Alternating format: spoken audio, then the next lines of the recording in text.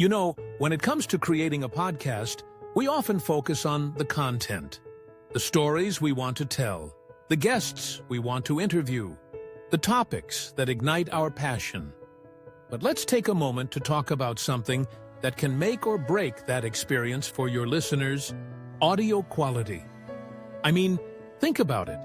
You could have the most riveting conversation, the most insightful commentary, but if it sounds like you're recording from the bottom of a well, no one's going to stick around to hear it.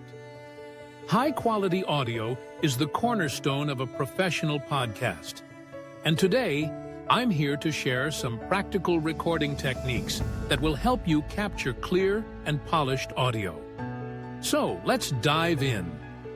First things first, let's talk about your environment. You want to choose a quiet space to record. I can't stress this enough.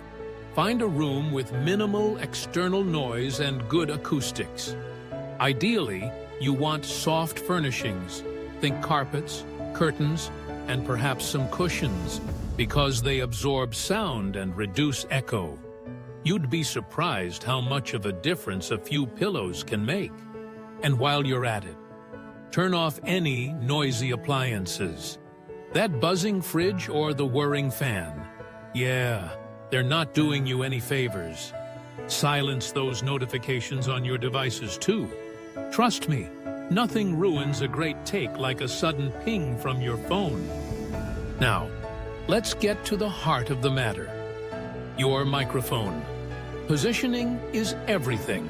You want to place that microphone at mouth level, about 6 to 12 inches away. This ensures that your voice comes through clearly. And here's a pro tip.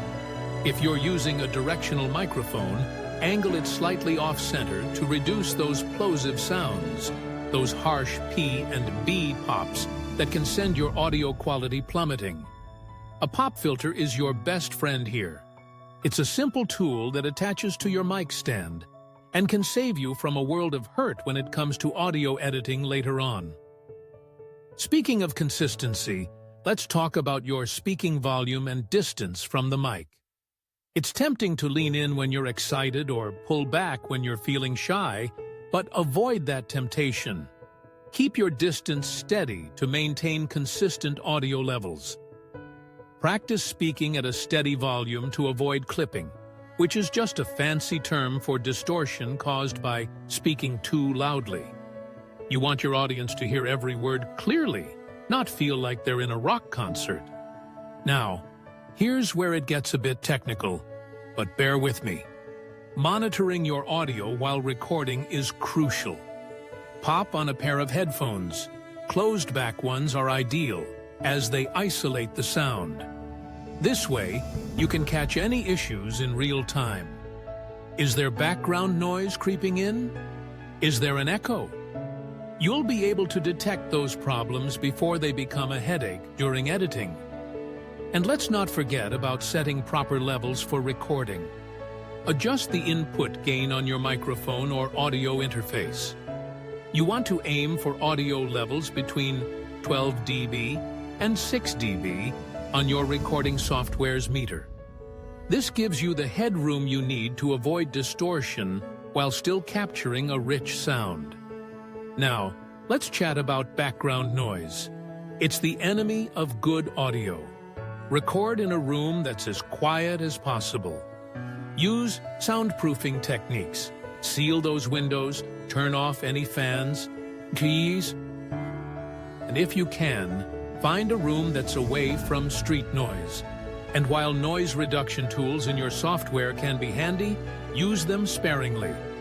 You want to maintain that natural sound, not make it feel like you're talking through a tin can. A noise gate can help reduce low-level hums, but don't overdo it. Pacing is another key element. Speak at a natural pace and enunciate clearly.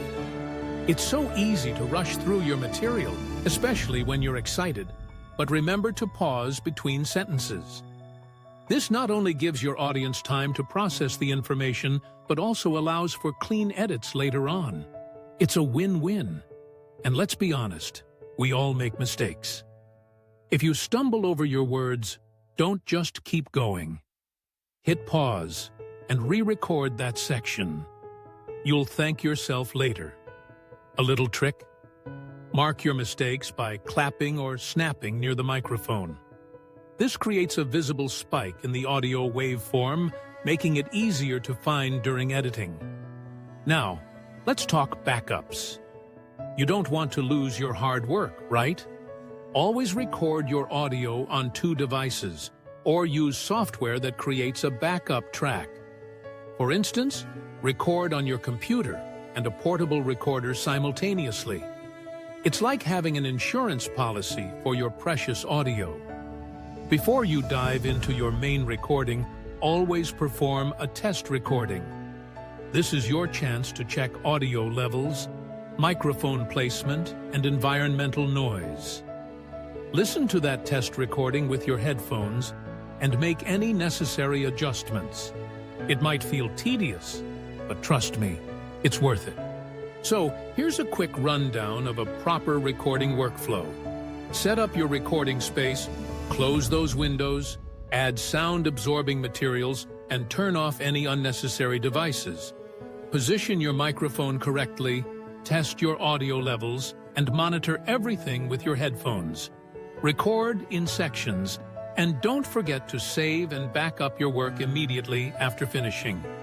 In summary, a quiet environment and proper microphone placement are essential for clear audio.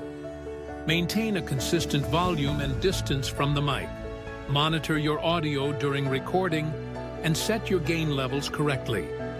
Use multiple takes and always have backups to ensure flexibility during editing and prevent data loss. So, as you gear up for your next podcast episode, keep these tips in mind. With a little preparation and attention to detail, you'll be well on your way to creating high-quality audio that keeps your listeners coming back for more. Happy recording!